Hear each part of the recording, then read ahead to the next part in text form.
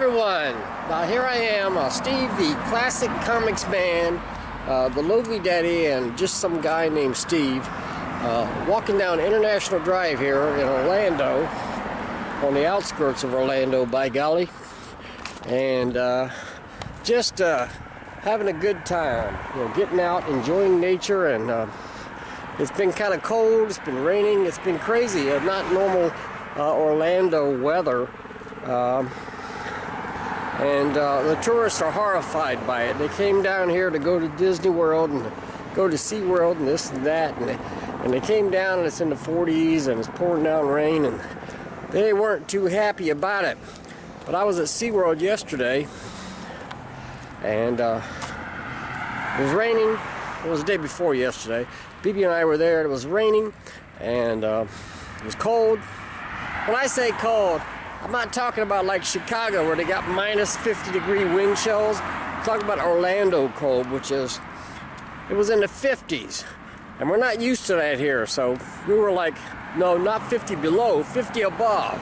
But to us, that's cold. Okay, I have great pity for you folks in Chicago and everywhere else up north, where global warming is non-existent. Yep. Where were we? Oh yeah, well, anyway, I had on 2 shirts and 2 coats and a poncho and got wet, but we still had a great time. We got to see the penguin encounter, we get to see sharks and penguins and all kinds of wonderful stuff at SeaWorld. And we even got to see Shamu, the killer whale, in one of the very last shows for Shamu, because animal rights people have decreed and declared that, well, maybe SeaWorld isn't treating Shamu all that well. So, controversial, who knows, I don't know. I haven't researched it enough. I haven't seen that movie, that Blackfish movie that, some folks allude to. All I know is that we enjoyed the show. Now, I saw the show many years ago. It's quite watered down, a watered down water show. But in the old days, 10, 15 years ago, the Shamu show was quite spectacular. Kind of like the dolphin show, which we also saw this time, still is. On the dolphin show, people ride on the backs of dolphins.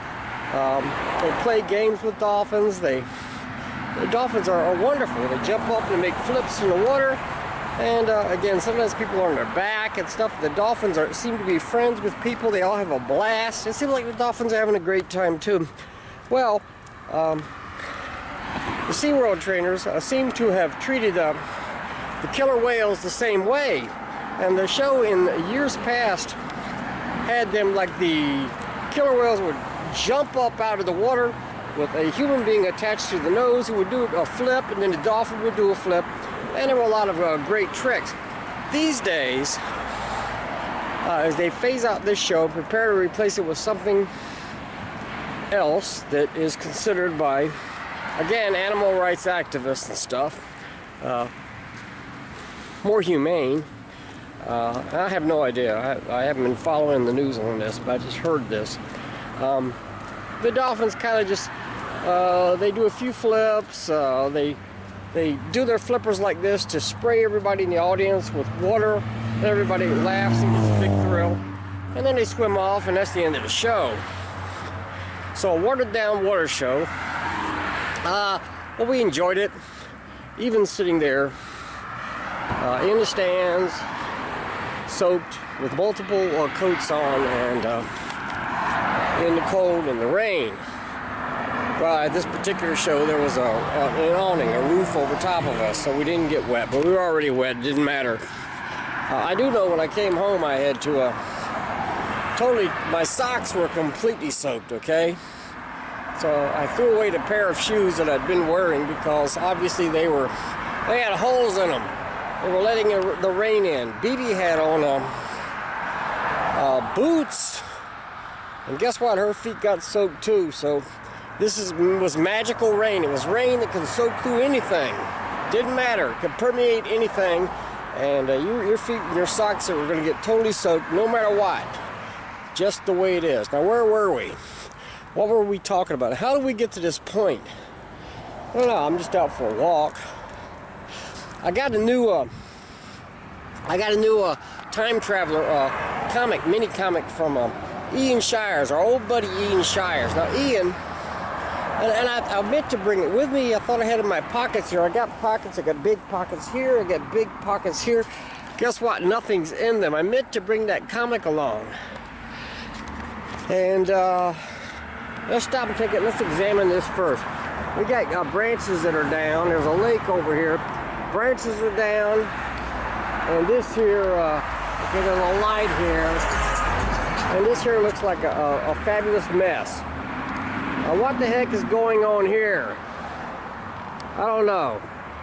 Looks like Godzilla came through here or something happened, but yeah, there's a tree, and guess what? The top half of the tree is gone. What happened here?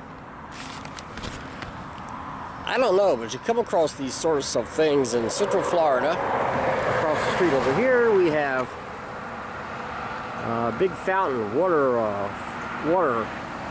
yep. Water up in the air, way high, and people driving by, and that's just what you see here. But anyway, well, at least in this area, I don't know, there's a lot of road construction going on, and maybe somehow things got damaged in that process. Okay, I'm walking across the street. Over here, there's like an apartment complex and a lake that might have alligators. I've seen a baby alligator over here. It wasn't very big. After all, it was a baby. Historically, babies aren't very big. History proves that to us. I gotta wait for all this traffic. Being on International Drive, this is one of the most heavily trafficked areas in the entire area.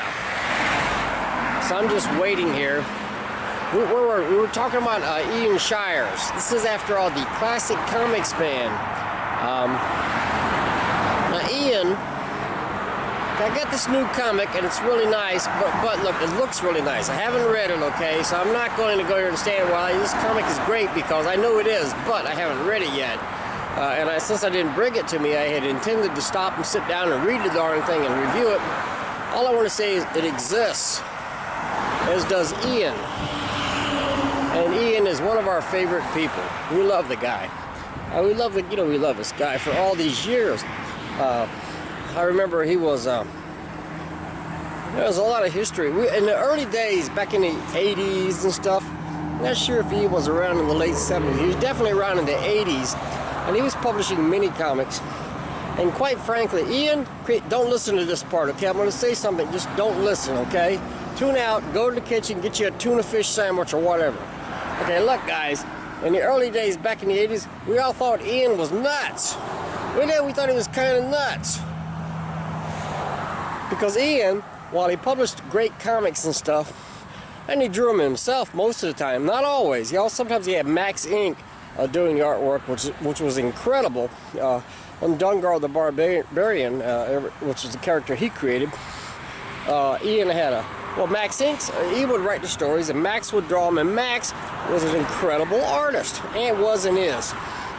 Ian knows he's not a great artist. And but he even drew Dungar, and he drew this character, Herman Hanks, time traveler, and other characters. And but Ian has like no apologies for that. He does what he does just for the fun of it. And also, and this is where the controversy comes in.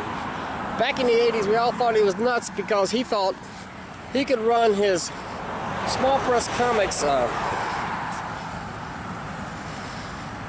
Small press comics what? He was called small press comics. Well, he thought he could sell comics and do it as a business, okay? So, as a business. And so Ian was selling his comics, advertising his comics. Actually, he was doing really smart stuff from a businessman's perspective. In retrospect, he was making money, or trying to make money. I don't know how much he actually made on these mini comics, well, years later, we can kind of see where Ian was coming from. Ian was, he knew what he was doing. He had a good idea, and he worked hard at that. He had a mission. He had a dream, and he accomplished that dream to a darn mighty extent. Talking about mighty extent, like mighty Thor. Yeah. If Ian had the hammer, Mjolnir, if he had the hammer of Thor, he would have like, boom. I have accomplished this mighty mission. I am Ian the Mighty. And he kind of looks like Thor. He's got long hair and a beard. Well, at least Thor used to. Now they shaved Thor's beard and made him look really geeky and stuff for the movies, but he's still kind of mighty. Nonetheless, yeah, where were we? Ian is mighty. Thor was mighty, but Ian is mighty now, so Ian kind of takes the place of Thor. Yeah, Ian is the most mighty of all the gods now. He's kind of a god. And yeah, we thought it was crazy, but you know what? Ian's not crazy. He's just kind of funny. And he's a cool guy. He's definitely a cool guy. I've heard him sing karaoke and sing like rock songs and stuff. Man, he can really belt it out. He's got a great voice. He's got a great singing voice. And these days, Ian continues to produce his mighty mini comics, and he also has his own YouTube channel where he does such mighty and exciting stuff as grow vegetables. So he's got a garden, and he planted the garden, and he talks about his garden and, you know, what he's growing in his videos. Might not seem exciting to you, but it still makes for entertainment. Yeah, Ian's continues to be entertaining. What I want to say is that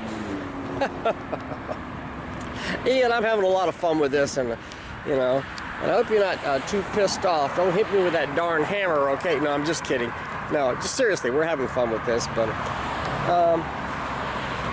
just receiving that Comics Day brought this to mind. That and too many cups of coffee, I suppose. But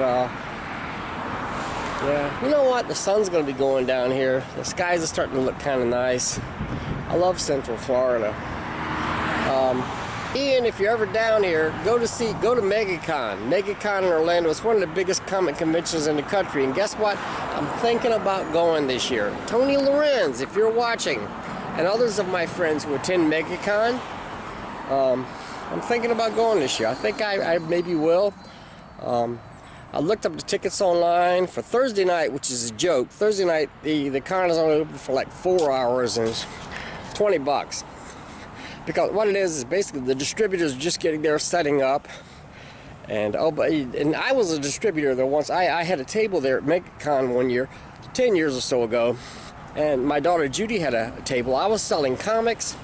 I was selling my comics, Jim Main's comics. Hi, Jim. Going to MegaCon, and Judy. Kathy was there too, but Judy had her own table. Judy, where she was selling her own artwork, and she was a teenager at the time, and all these guys kept coming to the table and flirting with her. She actually did make some money, and she made a lot of fans, like guys. But I was keeping a close eye on that, and it went well. So yeah, here I am crossing the street. Crossing the street at the Marriott Vacation Club. Yep, the Marriott Vacation Club. Lots of people in line here. This is a video about Ian Shires, but I've digressed all over the place. Coming up on a lake over here, a big alligator lake, or an alligator lake, where we've often seen many alligators. If I see anything, you'll know about it because the camera's still running. Yeah, so MegaCon, where was I? Thursday night is a joke. 4 hours of people setting up, and you can go in for $20. Friday is, I think, $30. Saturday, which is the biggest day, because it's Saturday, by golly, the biggest day of the convention, Saturday's $50. That's the day, if I go, I'll probably go on Saturday. I hope to go. I'd like to go. I haven't been in many years. Well, I haven't been in a decade to MegaCon. I have old video of being there with my ex-wife and my children, and we had fun in those days, and I know it's still fun. You know, they have comics professionals and movie people like Michael J. Fox is supposed to be there, so it'll be a pleasure to meet him and other people. So yeah, so I might go to that, I don't think Ian Shires is going to be there. Ian, if you want to go to MegaCon, it's in May, alright? Get your ticket now. Okay? And so I'm going to end this video here. That's enough talking about Ian, but here's a bird with a funny looking beak. Something you'll see in Central Florida. If you're in Rhode Island or New York or whatever, Canada, you're not going to see a bird that looks like this. But I'm looking at one now. And there he is, sticking that funny looking spoonish beak in the water.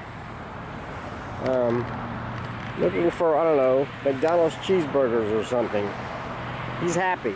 He's enjoying things, and he's not, you know, at all intimidated by the idea that there might be alligators in this water. And there might be. I mean, in fact, there are. I know for a fact there are. And I'm walking along here, unintimidated myself. Unless one of these suckers jumps out of the lake and grabs me by the leg. And if it does, if I lose a leg, that's okay. I'll try to crawl to safety, break out my flare pen and start drawing a comic detailing the entire experience. Yep. Okay, guys. You have a great day. And blessings to you. All best wishes. Ian Shires. You are a god, my friend. You are a god. Sorta.